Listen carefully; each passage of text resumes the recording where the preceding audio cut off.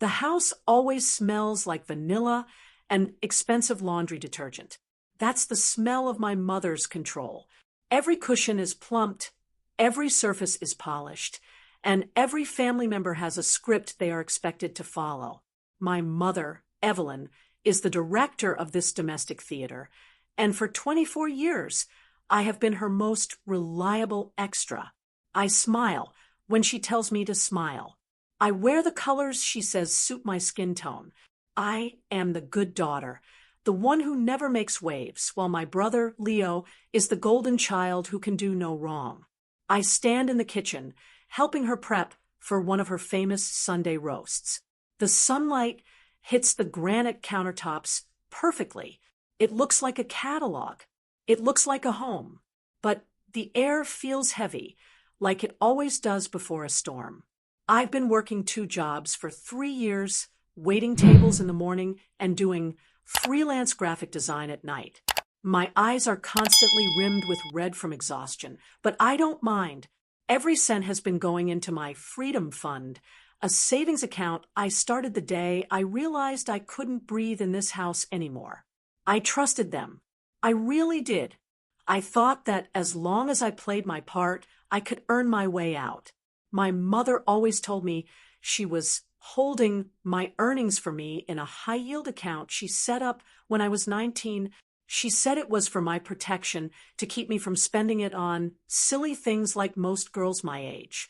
I believed her because mothers don't lie about your future, right? I had nearly $80,000 in that account. Or so I thought. You look tired, Maya, she says, her voice like honeyed poison as she chops carrots with surgical precision. Maybe you should quit that little design hobby. It's clearly draining you. You have everything you need right here. I feel a chill go down my spine. She doesn't want me tired. She wants me dependent. I force a smile and tell her I'm fine, that I just want to make sure I have enough for a down payment on that studio apartment downtown. The knife stops. The rhythm of the kitchen breaks. She looks at me with a pitying smile that makes my blood run cold. Oh, honey, she sighs, we'll talk about your move when the time is right.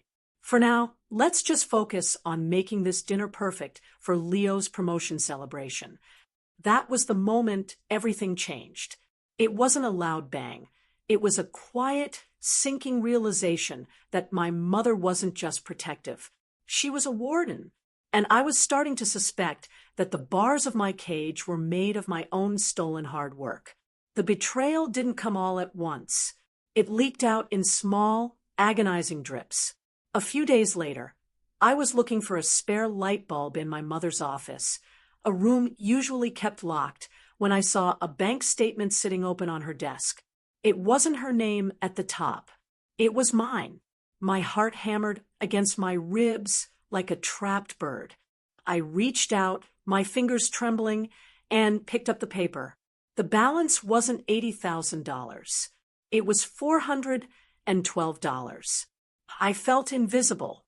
I felt like the world had suddenly lost its floor, and I was falling into an endless, dark basement.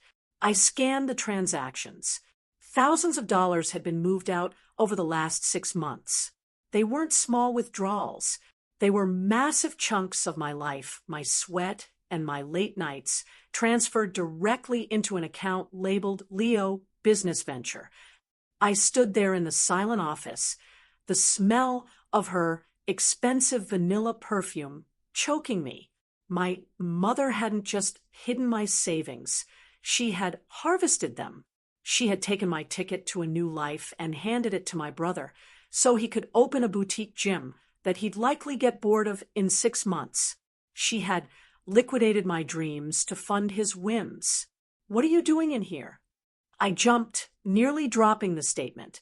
My mother was standing in the doorway, her silhouette sharp against the hallway light. She didn't look guilty. She didn't look ashamed. She looked annoyed, like I was a child caught with my hand in a cookie jar, even though the jar was mine, and she was the one who had emptied it. Why is my money in Leo's account? My voice came out as a ragged whisper. She walked in, closing the door behind her with a soft, terrifying click. She took the paper from my hand and set it back on the desk, smoothing the crease I'd made. Maya, don't be dramatic. Leo needed a startup loan. The bank was being difficult. And as a family, we support each other. You aren't even ready to move out. You're too fragile for the city. I'm just putting that money to work where it can actually help the family legacy. It's my money, Mom. I earned it. You stole it. The slap was sudden and stung more because of the silence that followed. She didn't raise her voice. She never did. I raised you. I fed you. I gave you this roof. Nothing in this house is yours until I say it is.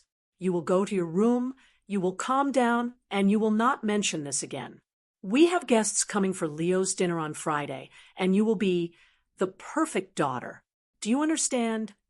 I looked at her, and for the first time, I didn't see my mother.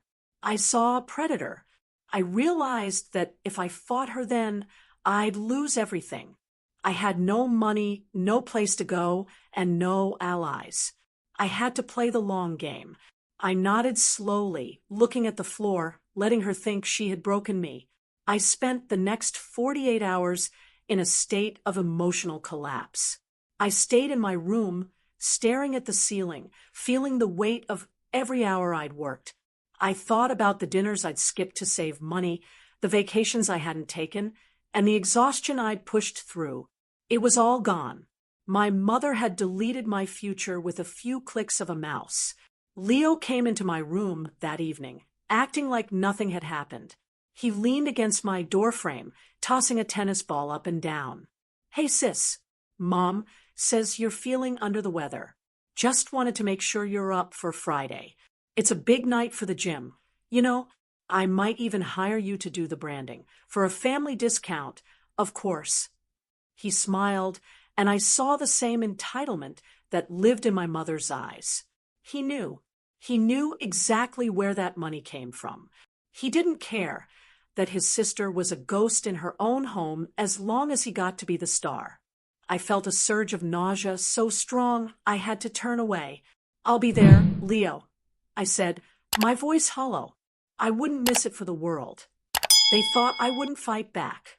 They truly believed that because I had been quiet for 24 years, I was incapable of noise. But the collapse was turning into something else. The sadness was being replaced by a cold, hard clarity. I realized that my mother's biggest weakness was her image. She lived for the perfect illusion. If the world saw the cracks in her porcelain life, she would crumble. I didn't sleep that night. I sat at my laptop, my fingers flying over the keys.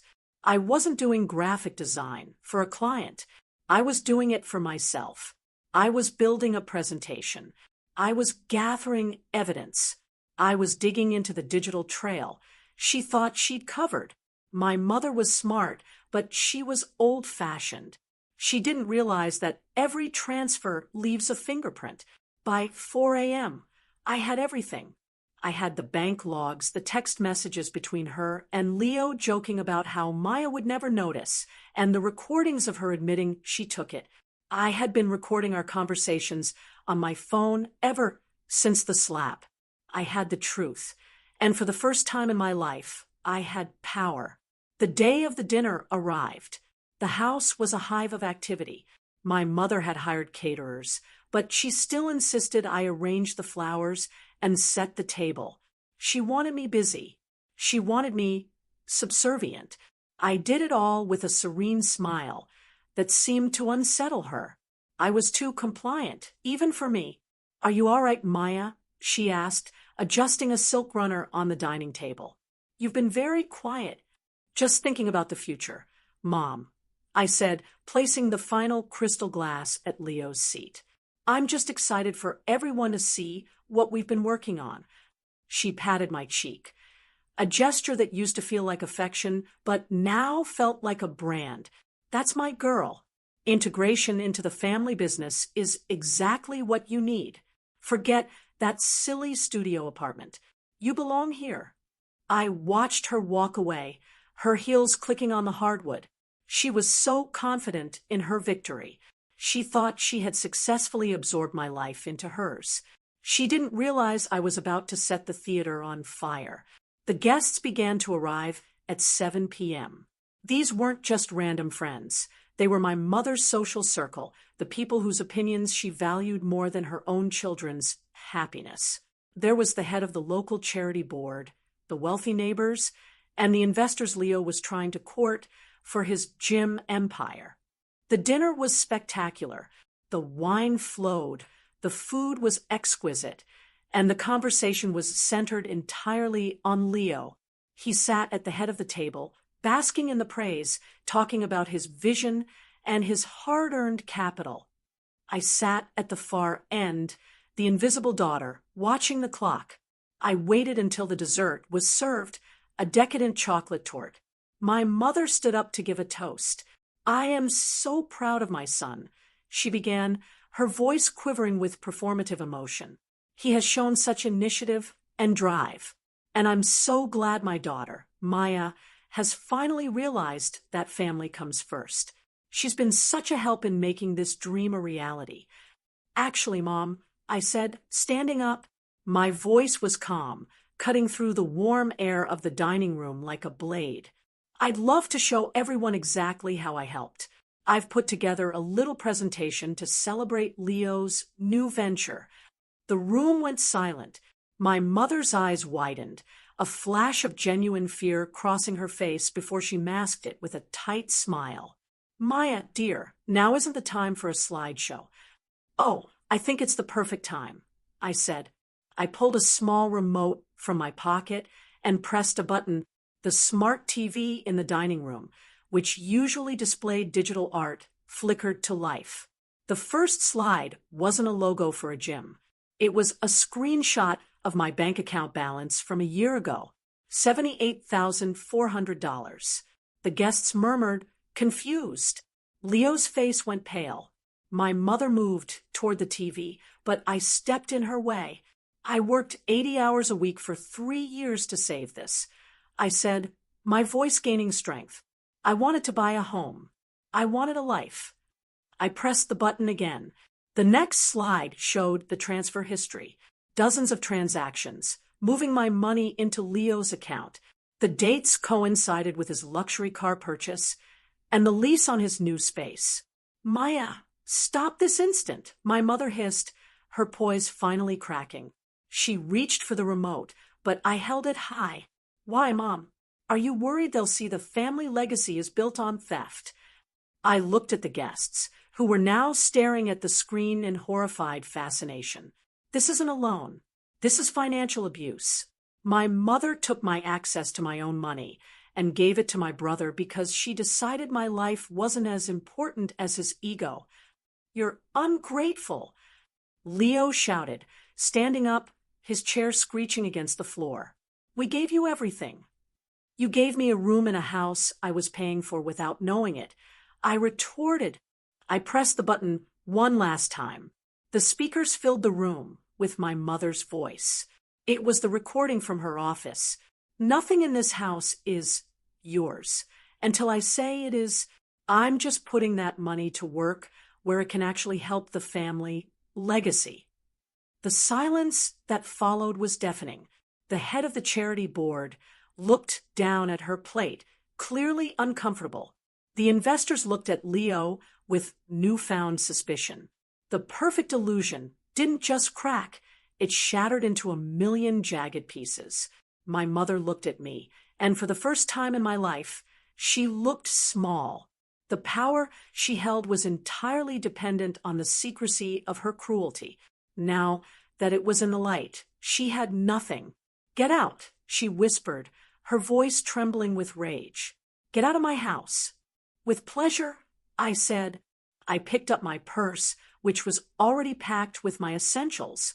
"But before I go, you should know that I've already sent all of this to a lawyer. I'm not just leaving, Mom. I'm taking back what's mine, every single cent. And since Leo already spent most of it, I guess you'll have to sell the house to pay me back." The look on her face was better than any amount of money. It was the look of someone who realized they had played their last card and lost. I walked out of the dining room, down the hallway that smelled of vanilla and lies, and out the front door. The cool night air hit my face, and for the first time in 24 years, I could actually draw a full breath. I didn't look back at the beautiful, hollow house or the broken people inside it. I had no money in my pocket, and I didn't know where I was going to sleep that night, but I had never felt richer. I had my voice. I had my truth. I had myself. The path ahead was going to be hard. There would be legal battles, and I would likely never speak to my brother or mother again. But the weight that had been crushing my chest for years was gone. I realized that the good daughter was dead, and the woman who replaced her was someone I actually liked. I looked up at the stars and smiled.